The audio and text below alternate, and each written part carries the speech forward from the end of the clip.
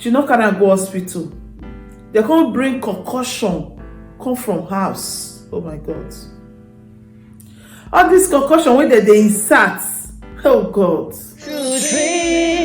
With Lady T. Hi everyone, welcome back again to this YouTube channel, True Dreams with Lady T. Is your sister, is your friend, is your girl. If this is your first time you join the Denge Post for YouTube, or you dey watch, you never subscribe, please consider to hit the subscribe button, click on the notification bell so you go know anytime I put video for here. Thank you so much for coming around again, and God bless you. So today matter, this story, na really touching story. I don't know, but anyway, you know, sometimes, especially people when you travel down to Europe, after all said and done, you can't see pikin born. You need to thank God every day. Even though say na only one, you need to give glory to God, because if you dey hear some kind of story, you yourself you will shock. Today matter na about one of our sister. Before I will shook my put for this matter, I want play her voice record when take beg una say he need help. Anybody when go fit help her with this one, he go thank the person very well, and he go still pay the person too. Yes, not be free. My people are well done. Okay. La good day. Now me permit Lady T when she told this matter. Thank you. Okay, my family, now she permit me say make I bring this her story come. This her story now, story wey be say really dey touching, you know. Like I talked before, not be free. It go pay, but it go still thank you, because na big help now you want to follow. So if you watch this video, please share this video. We don't know where this help want from come, but this help it will come from somewhere. She said she dey watch our channel, and her mind direct her say make Lady T bring this matter come her platform so that she go fit get help. Her story start like this.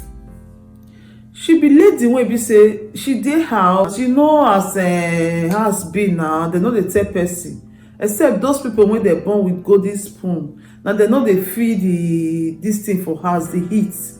People wey be say they be kpakorororo, they feed the heat. So when opportunity come say to come travel out, she come agree say she go. And the person will be say he want take her. The person come dey say this one, he no go pay o, make dem not carry am. They want try to bring another person, make dem carry. You know say that time. So time say you go even borrow 30,000, 50,000 naira to take register. Not be say they don't carry you reach abroad o. Not be the money when you want pay o, just to register for them to carry you confess. People know as they play for us now. So when you come reach at all, they say no, this one, the way they take say and say you go give problem, you not go pay this and this. He said they come after us everything. They come later carry her. And she come talk for her mind, say this one wey they don't fit talk and follow and say she not go pay. She go prove them wrong, she go pay the money. Now so she take enter this Europe. It can't be say she can't go land for France. As she land for there, she carry belle enter. Belle enter. The person wey carry her come, the person come tell her say, this one wey you carry belle come, how you want to see him money? Him money must complete. So normally, I don't know about that side though, because for this country wey me dey for here, so they allow to remove okra for like if you never reach 3 months. You go Caritas, they'll carry you go hospital. They fit do am for if you not get documents. If you never reach 3 months, they go remove am. But if you don't pass 3 months, they not they remove am. They also make you born the pikin. Now the law for this country, I don't know about France. And she said she just come, she don't know what they happen for that country, don't know their rules and regulations. So the sister wey carry her come, the madam wey carry her come now. Come they talk say she must remove the okra, she must remove the okra. I go take see money. So you can say okay, no problem. And she want remove her, she not carry her go hospital. They can't bring concussion come from house. Oh my God. All this concussion wey they insert. Oh God. Then she can't use. She can't take remove her. You know this kind of concussion now. Even that's all this kind of thing. I know say even the key, they're very dangerous.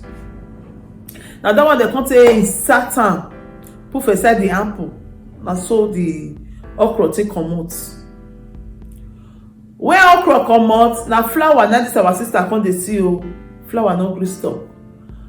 Flour can't continue. He say before flour stop, it take months.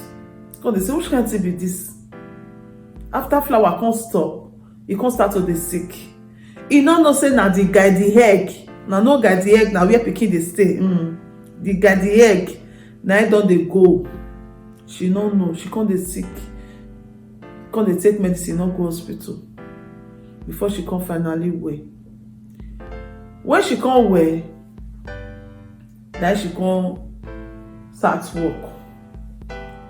Under 1 year, he say he settle the person wey bring her come. After he settle this person, she come dey live her life. He say no near black boy. He say because the story wey they hear about black boy, he come dey fear. He no near there.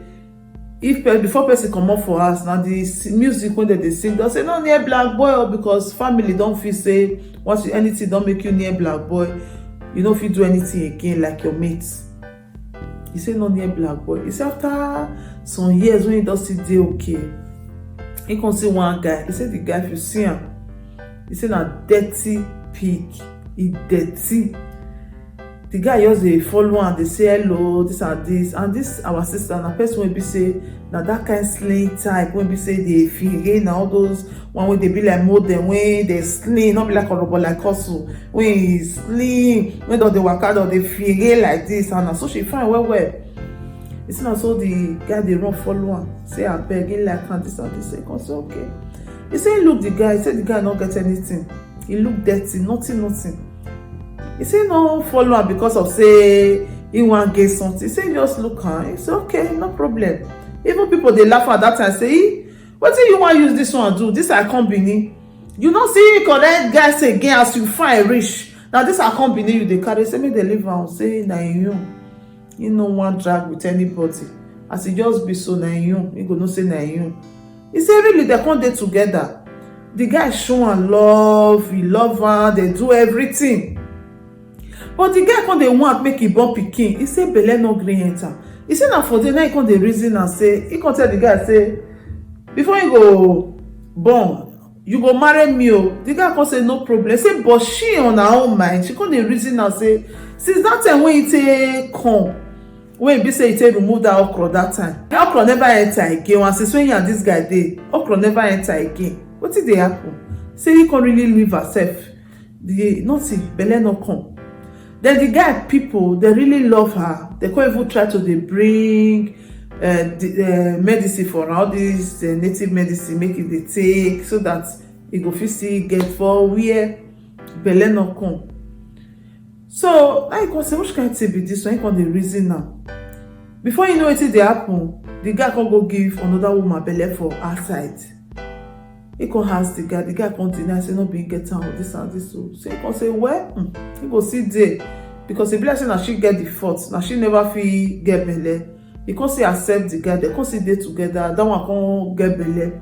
Immediately that girl just born. Now the guy just change her for am.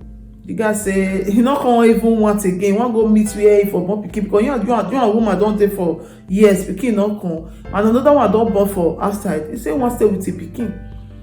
So you can't find way to take discharge this our sister. You can't say me our sister bring money come for her. He call huge amount of money when this our sister no even. He not the bank. He not the only dollar hands. He not the Asa. He not the anywhere. Then he say he not get money. The guy say if you not give her that money, no way. And this is the guy we not they ask money before. And so they take share Gary. Can't go meet the woman we born for her. She can't deal like that. So she can't imagine say she get problem. We be say she not fit get belle. Not be woman born for this man so. He say na so he can't do. He say no can't gree carry black boy again. We can say black boy people, they too dey anxious for pikin because this guy na so e just dey talk, make dem born, make dem marry, maybe dem born, make dem for marry, make dem born, make dem for marry, you know. He say this one he no go carry black boy again, make he kukuma just carry oyibo wey no go worry am for pikin. You no know say oyibo wey he even carry e worst pass black boy for pikin matter. The oyibo like pikin like anything. He even like pikin pass her, and she say she like pikin. The oyibo like pikin pass her. The oyibo like pikin pass black man. He say no. He say you be say since oyibo no dey born many children, they all born one. Sometimes they no go even born sef, they just dey live their life. Make your kukuma carry oyibo wey no go stress am for pikin. If pikin come, e come. Na so e take go carry the worst. Oyibo wey come carry like pikin. Oyibo come marry am. She's 8 years of marriage now. No pikin. Before this 8 years complete, so when they don dey like 1 year, 2 years, oyibo come dey say pikin no go come. Wetin he come marry for? He need pikin o. Wetin he come marry for? And the oyibo na oyibo when they travel, they always dey travel go. The oyibo see Opepe, you know. They travel go different African countries. They travel go other countries. He say na so they travel well. As the oyibo come say 3 years, pikin no come. He come say this one wey pikin no come, but we go do IVF. And IVF, me I no cut my tongue. But we go do that transplanting. So then he come say okay, make dem go do. He say when they reach there, they do everything. They come say they'll take the man egg, they'll take her egg, they'll come plant her for inside her this thing. And so they say they do one. He say when they don't take egg finish, make they come plant her, and then they come discover say e not possible. Say this thing womb, you know, go fit carry egg. Then I say what? Because before they even go that test, they don't do all tests. They say she fit do one, but they not tell her say that guy the egg no go fit carry the egg. Why e come be say now when they want fix am put, now they come dey talk say e no go fit carry egg? Why they not tell her for the beginning? Then I come tell the husband, so these people they lie. Say make they go private. Now they enter private. Private come see do test. When e don reach when they want to collect the egg again, make they put am. They say the egg, you no go fit hold anything. Then come tell them say why now? Why they don't dey quick talk for the beginning? After person don spend money, do everything before they come talk. The same thing, then they talk. He say come say which kind wahala be this one? He say come tell the husband say na because say na black, they no wan do am for am. Because say him na black wey wan marry oyibo, na make dem dey do like this. Why they talk say this thing no good? He say come talk say lie say if na so, they say that they do am for my country, Nigeria. Make we go there, make we go do. And so they come carry their cell phone, they come buy tickets, they come go Nigeria. They go the first doctor. They do. Doctor say the same thing after they don't spend money finish. They no go talk for the beginning. After they don't spend money finish, if you can't reach the time to come carry the guy the egg, put for inside they carry the egg, put for inside guy the egg. Now that time they come to say the guy the egg no good. He said they come tell am. He come say truth. He said the man come tell am say make he just give am warning, make he no even try am, say make he get belle. He said because anything wey make am get belle, she fit go lose her life. He said because the guy the head don make fala. He no dey fit hold anything, no go fit even hold 1 month flower. He said she herself, she notice am. He said because her flower na 2 weeks. The guy the head no dey fit. No say normally woman flower na once a month. Na it dey come. Her own no dey fit stay for 1 month. 2 weeks. Now her flower take dey come because once the flower don dey gather for the guy the egg, the guardian no go fit even hold the flower for that normal 28 days. Before how many 2 weeks the guardian don dey do wala like this, e don open, the flower don pour away. So imagine guardian egg wey no fit hold flower for 2 weeks. How you go take fit carry pikin wey get weight for 9 months? How you go fit? He say because he notice am, and the doctor tell am. Now he come say he notice am because na 2 weeks na dey see flower. He say now he tell am say for that reason he no fit. He just advise am. He say come say now somebody come call am say make you no worry, all those places where you go, this one he don see the way they even get guardian sef. This hospital do am for am, make he come this hospital. Now he come say carry himself.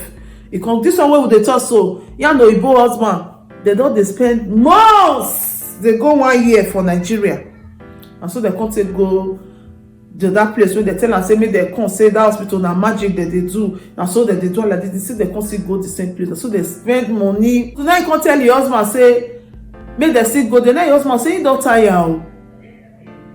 They don't first go how many for Europe.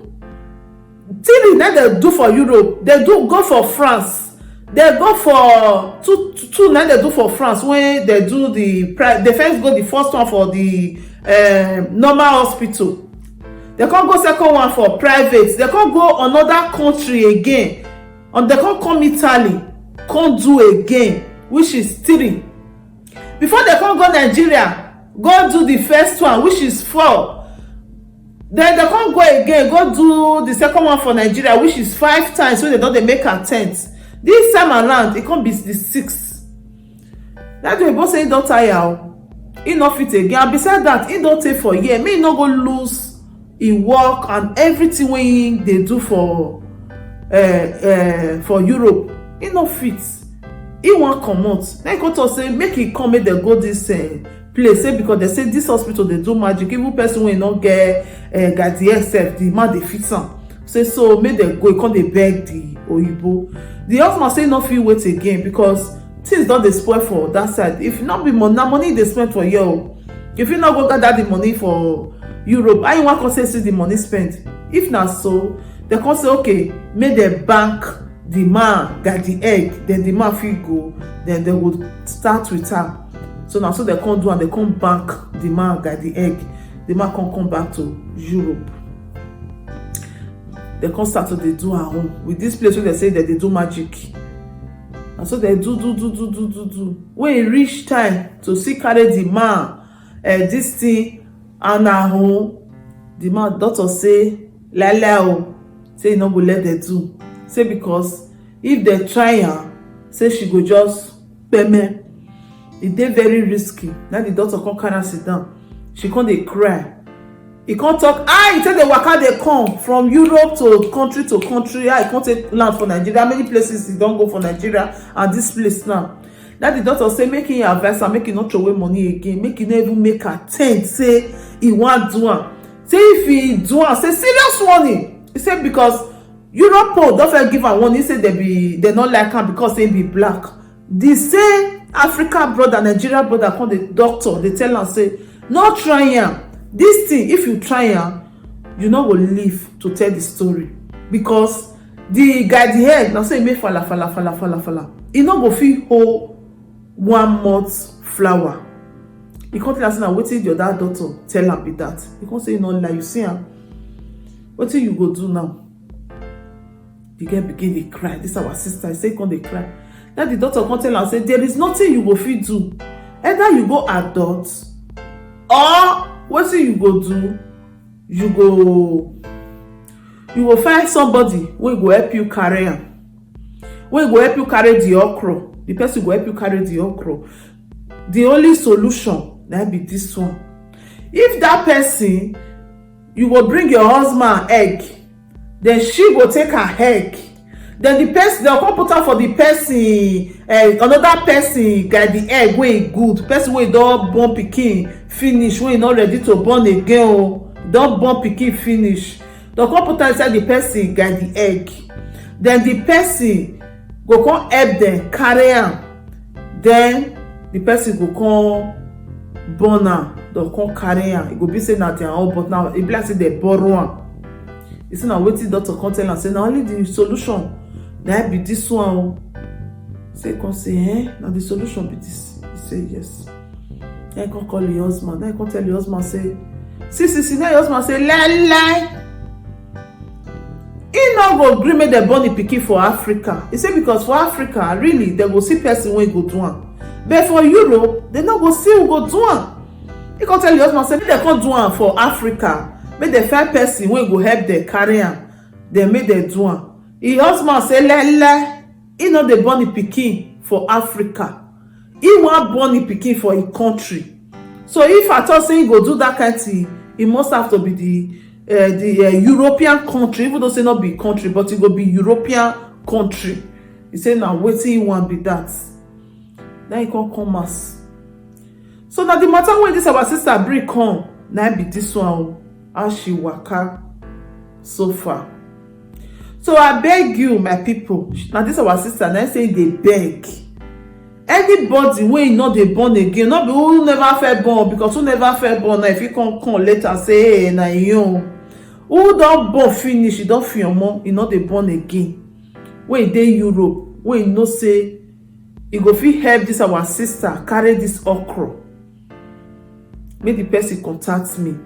No be free. He say he go pay. Now, this one now, not be say they want do am secret, so they do am legally. They go do am.